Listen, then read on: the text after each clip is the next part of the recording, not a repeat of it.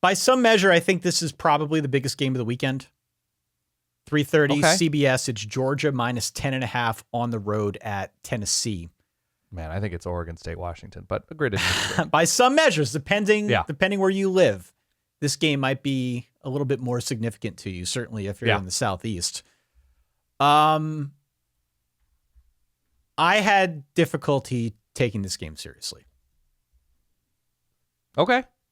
I looked at this and I said, just give me Georgia. Like, what am I even doing here? What am I doing here even thinking that Tennessee can win this game? Because Tennessee's offense is built around the run, and they couldn't run it against Mizzou.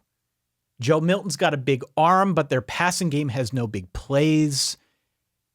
If your mantra this season has been that taking care of business is overrated, I think mine is that teams don't suddenly become something else in November. Taking care of business is underrated. Underrated, whatever. Yeah. You know what I mean? Yeah. So I get that upsets happen. We're 10 weeks, 11 weeks in at this point. Like, you are what you are. And I'm looking at Tennessee, and it's like, I wanted so much more from this team this season. And it feels like they have fallen well short of that. They're a 4-loss team. And looking at this matchup in particular against Georgia, with the way that Georgia seems to be trending in the right direction, I have a hard time taking Tennessee's chances seriously. Same. I mean, maybe a letdown spot for Georgia after that huge win, but it doesn't feel like Georgia is built to let down like that unless they're playing a legitimately very good team. And with the mistakes that Tennessee made last week against Mizzou, it just feels like an especially nice matchup for Georgia, even on the road. Right, they took care of business last year against a much better Tennessee offense with Hendon Hooker, and that was at home. Yep. But I don't know. I feel as if this might be a really nice moment for Dejon Edwards and Kendall Milton on the ground, especially, Brock Bowers getting healthier and healthier after coming back last week. Ladd McConkey once again stepping up. Dominic Lovett stepping up once again into the role of a number 2 receiver that, I don't know, that I think will give Tennessee trouble. And Joe Milton throwing into this defense, that's been one of the more disappointing things this year. Joe Milton's arm. He had the one nice throw last week to Dante Thornton before Thornton got hurt. But I don't know. Nobody is what they are at their worst, which you could argue that might have been for Tennessee last week against one of the better teams that play this year.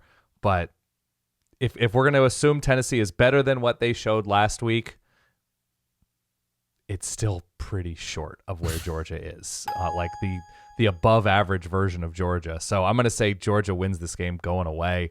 I don't know, 31-13. Yeah, I'm skeptical Tennessee can stay within 2 scores of Georgia.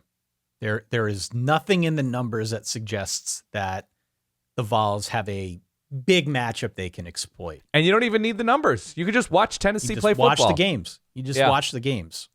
So, I mean, I would argue that Tennessee's been more underwhelming when you watch the games than if you look at the spreadsheets. I haven't come away all that impressed by watching Tennessee football this year. Now, if they can do better than 3.6 yards per carry against Georgia, as they did a week ago against Mizzou, if they can beat that, then maybe they can move the ball a little bit. But my sense is even if they do better on the ground, they still don't really have an answer for Carson Beck. And Georgia is just trending in the right direction. That's the big thing. It's not even a Tennessee thing. It's a Georgia thing. It's 41-20 Georgia. 41-20. Okay. Georgia goes on the road in Neyland. They win. They cover. So here's my question, though, because this is also a week, even though it is Santana Saturday, it is also a de facto Super Bowl week, right? It is. So you have Tennessee at home hosting, and it's their, penultimate home game, but it's their final game against a very big team, or a big team in the SEC of the season at home, because they close, obviously, with Vandy next week, that there could be just an extra spoonful, an extra helping of emotion in this one. Do you put any credence into that this is like the last big moment that Tennessee sees of the year, and that they're just on top of everybody giving Georgia everything that they have in an extra way? I don't. It's that de facto Super Bowl. Okay. I don't. No, I do. And I subscribe to that. I know. I don't see it. Georgia tends to get up for these big games. We've seen it time and again so far this season. And you go on the road to Neyland. That's a tough place to play. I'll give you that. But I just don't see it. I don't know how Tennessee keeps this one close.